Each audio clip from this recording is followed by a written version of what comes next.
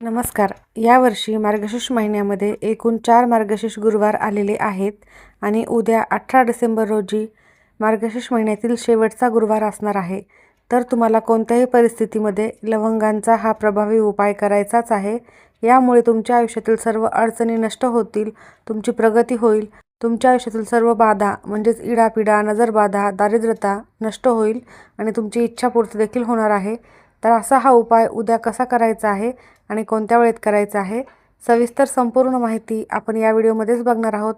त्यामुळे video skip न करता शेवटपर्यंत बघा. माहिती आवडल्यास लाईक, शेअर, सबस्क्राईब करून बेल आयकॉनला आवर्जून प्रेस करा आणि कमेंट बॉक्समध्ये जय श्री माता लक्ष्मी लिहायला अजिबात विसरू नका. यामुळे माता लक्ष्मीचे आशीर्वाद प्राप्त होतील. तर उद्या शेवटचा गुरुवार आहे. मार्गशीर्ष गुरुवारी महालक्ष्मी देवीची विशेष पूजा केली जाते आणि मार्गशीर्ष महिन्यातील शेवटच्या गुरुवारी महालक्ष्मी व्रताचं उद्यापन देखील केलं जातं. उद्यापन केल्याशिवाय व्रत पूर्ण झालं असं मानलं जात नाही. धार्मिक मान्यतेनुसार नियमपूर्वक उद्यापन केल्यास महालक्ष्मी देवी प्रसन्न होते आणि घरामध्ये स्थायी स्वरूपामध्ये वास करते. त्यामुळे तुमच्या घरामध्ये सुखसमृद्धी, धनधान्य प्राप्त होत असते. उद्यापनाच्या दिवशी तुम्हाला उद्या सकाळी लवकर उठायचे आहे आणि हा उपाय कधी करायचा आहे हे आपण पुढे बघूयात. तर सकाळी लवकर उठून अंघोळ करायची आहे. अंघोळीच्या पाण्यामध्ये थोडीशी हळद टाकायची आहे. गंगाजल असेल तर ते देखील आवर्जून टाकावे. यामुळे तुमचे शरीर पवित्र आणि शुद्ध होत असते. त्यानंतर स्वच्छ वस्त्र परिधान करायचे आहेत.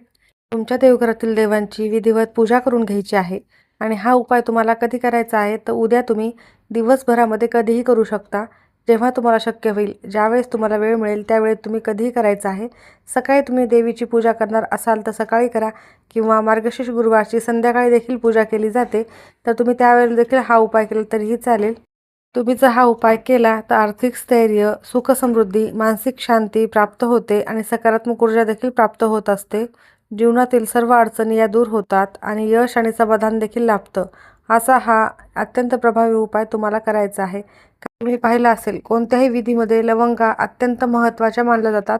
लवंगा ह्या दारिद्र्यनाशक असतात. त्यामुळे याची तुम्हाला कोणत्याही उपायामध्ये देखील तुम्ही बघितले असेल की लवंगाचा वापर हा केला जातो. तुम्ही घरामध्ये लवंग कापुरासोबत जाळल्याने घरातील नकारात्मकता, दारिद्र्यता हे देखील नष्ट होत असते. त्यासोबतच तुम्ही बघितलं असेल देवीच्या पूजेमध्ये देखील लवंगाचा वापर केला जातो. म्हणजेच महालक्ष्मीला प्रसन्न करून घेण्यासाठी काही लवंगासंबंधितच उपाय केले जातात. त्यापैकीच एक उपाय आपण आज बघणार आहोत. जे पूजा आणि हवनमध्ये वापरले जाते ते म्हणजे लवंग देखील असते. यामुळे नकारात्मक ऊर्जा दूर होत असते. देवी देवता प्रसन्न होत असतात. लक्ष्मी देवी, दुर्गा देवी आणि भगवान शिव यांच्या पूजेमध्ये आवर्जून लवंगेचा वापर केला जातो. धनसमृद्धी घरामध्ये लवंगा हे आणायचे काम करते. त्यासोबतच अडथळे देखील दूर करण्यास मदत करतात. म्हणूनच तुमच्या सर्व बाधा दूर होऊन तुमच्याजवळ ज्या काही गोष्टी आहेत, ज्या नकारात्मक गोष्टी तुमच्या आजूबाजूला फिरत असतील त्या नष्ट होऊन तुमच्या घरामध्ये सकारात्मक वातावरण हे निर्माण होणार आहे. तर त्यामुळेच तुम्हाला अशा या शुभ दिवशी, अशा विशेष तिथीवर हा उपाय करायचा आहे.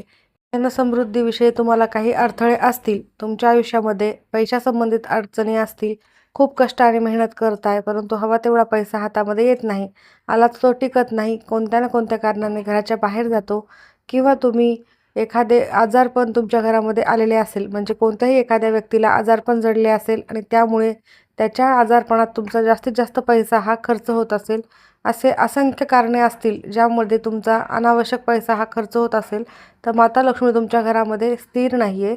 कधी माता तुमच्याकडे पैसा भरपूर येतो तर माता लक्ष्मी तुमच्यावर प्रसन्न असते परंतु स्थिर नाही. तर अशा माता लक्ष्मीनं स्थिर राहण्यासाठीच असे हे उपाय आपल्याला करायचे असतात. तुम्ही पाहिलं असेल शुक्रवारी लक्ष्मी देवीसमोर 2 लवंगा ठेवणे किंवा व्यापारस्थळी 2 लवंगा जाळणे यामुळे आर्थिक समस्या दूर होतात आणि धनप्राप्ती देखील होत असते.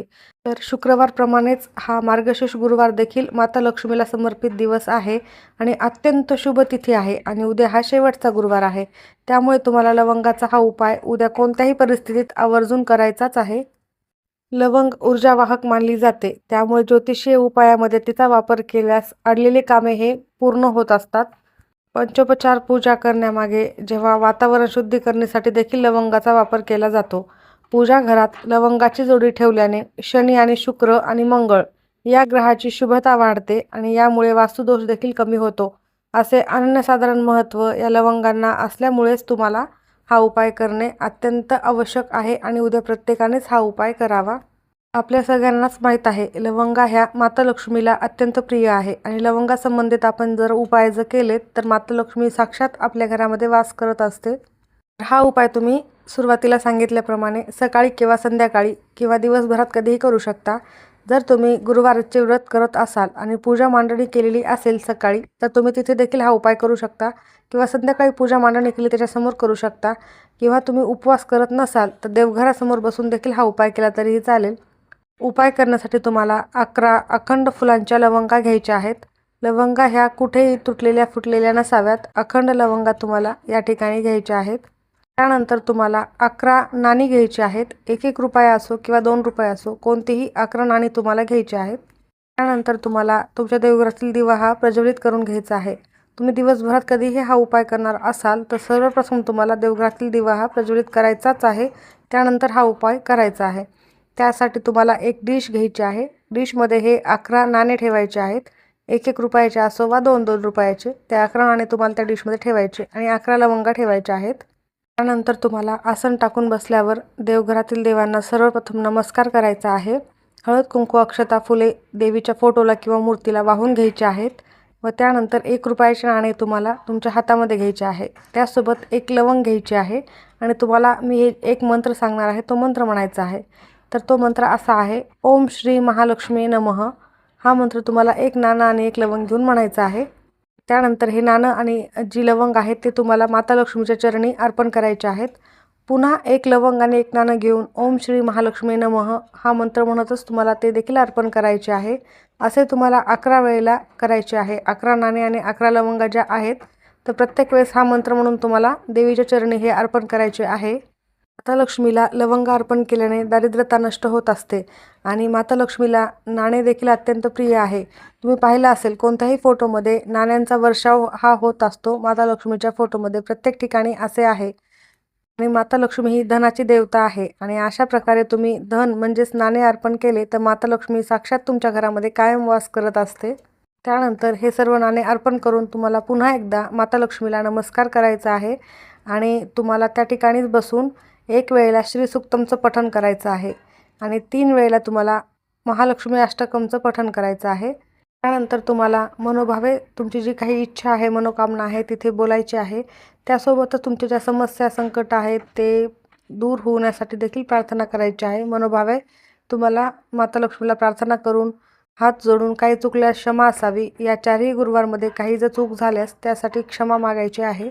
ह्या लवंगा दिवसभर रात्रभर तशाच तिथेच राहू द्यायच्या आहेत. ते नाणे देखील तसेच राहू द्यायचे आहेत आणि दुसऱ्या दिवशी उत्तर पूजा करत असताना त्या लवंगा आणि ते नाणे जे आहेत ते एक लाल रंगाचा कोरा कपडा घ्यायचा आहे व त्यामध्ये बांधून त्याची एक पोटली तयार करायची आहे व ही पोटली तुम्ही पैशाच्या तिजोरीमध्ये ठेवली तरीही चालेल. ज्या ठिकाणी तुम्ही तुमचा उद्योग व्यवसाय आहे त्या ठिकाणी ठेवली तरीही चालेल आणि काही दिवसानंतर जर लवंगा खराब होत असतील तर त्या निर्माल्यामध्ये टाकून द्यायचे आहेत आणि कॉईन तसेच तुम्हाला तिजोरीमध्ये ठेवायचे आहे. आणि हे करणं तुम्हाला शक्यच नाही झाले तर तुम्ही एका लाल कपड्यामध्ये ते कॉईन बांधून ठेवायचे आहेत आणि लवंगा आहेत त्या तुम्ही एक एक करून खाऊन टाकायच्या आहेत किंवा खाण्याच्या कोणत्याही पदार्थामध्ये वापरून टाकायच्या आहेत. त्या तुम्ही तुमच्या घरीच खायच्या आहेत, बाहेर कोणाला खाऊ द्यायच्या नाही आहेत. चहामध्ये टाकून देखील तुम्ही त्या पिऊ शकता. तर अशा प्रकारे हा उपाय नक्की करा, खूप प्रभावी आहे.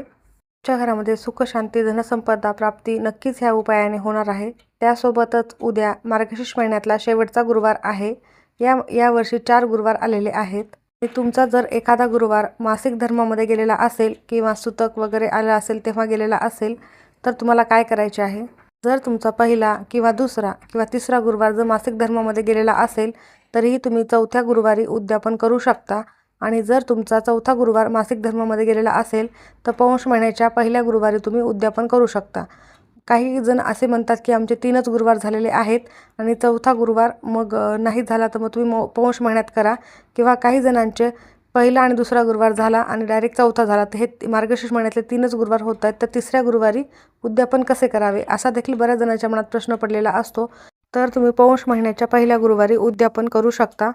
आणि जर तुमच्या घरामध्ये एखादी व्यक्ती असेल तिचं जर गुरुवारचं उद्यापन होत असेल तर तुम्ही तिथे तिच्याकडूनच पूजा मांडणी करून घेऊन उद्यापन करून घेऊ शकता. 4थ्या गुरुवारी तुम्हाला उद्यापन करायचे असेल तर तुम्ही नक्कीच अशा प्रकारे करू शकता. किंवा मग पौष महिन्याच्या पहिल्या गुरुवारी तुम्ही उद्यापन विधिवत करू शकता. तर नक्की करा. माहिती आवडली असेल तर लाईक करा. सर्वांचे खूप खूप धन्यवाद.